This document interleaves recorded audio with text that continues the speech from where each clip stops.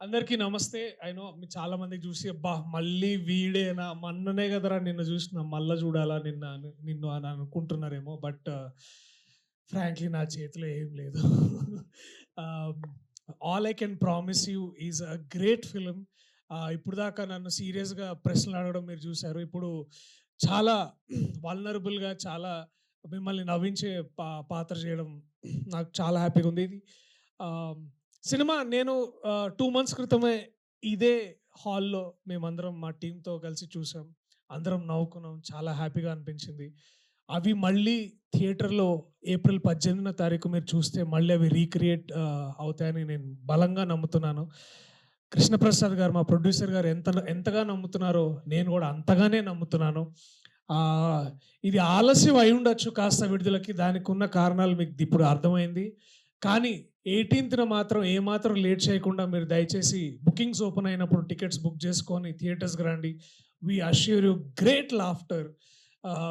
మధ్యాహ్నం షోస్ అయితే ఇంకా బావుంటాయి. కాస్త ఎండలో హాల్‌లో మంచి ఏసీ ఏస్తారు కాబట్టి కూర్చొని హ్యాపీగా నవ్వుకోవచ్చు. So, that assurance we can all give you as a team. And brilliant team actually. ఇది నా డ్రీమ్ టీమ్. నేను ఎప్పుడు దాదాపు 10 ఏళ్ల పైనగా నేను ఇంద్రగంటి మోహన్ కృష్ణ గారితో వర్క్ చేయాలని ఎన్నో కలలు కన్నాను. అండ్ అది ఇవాళ తీరింది ఆ కల. అండ్ 18వ తారీఖు I will be the happiest man as an actor. ఒక చిన్న పిల్లాడిలా నేను కూడా మీ అందరితో పాటు కూర్చొని ఎంజాయ్ చేయాలనుకుంటున్నాను. సో, తప్పకుండా మీరందరూ ఏప్రిల్ 18న థియేటర్స్‌కి రండి.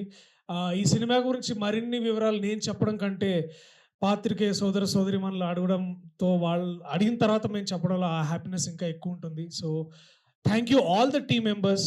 Thank you all the crew members. మీ గురించి మీ పనితనం గురించి సినిమా చూసిన తర్వాత సక్సెస్ మీట్లు చెప్పడం నాకు ఇంకా గర్వకారణంగా ఉంటుంది. So, I love you all. Thank you so much.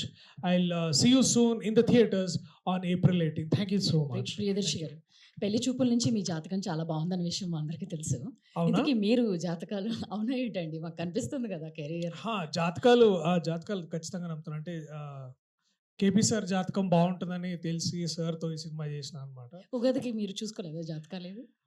Sir చూసారు. బాబు మొత్తం నీది టీమ్ అందరిది బాగుందని చెప్పారా? నీది వృషభ రాశి, నీది బంగారంలా ఉంటది. ఇక దూసుకుపోతావు అని అన్నారు. బాగా రీల్స్ చూసినట్టున్నారు మీరు నిన్న నైట్. లేదండి. నాకు నిజంగా సార్. ఓకే. మా అందరికీ ఆస్ట్రో గురు ఎవరంటే కృష్ణప్రసాద్ గారే. ఓకే.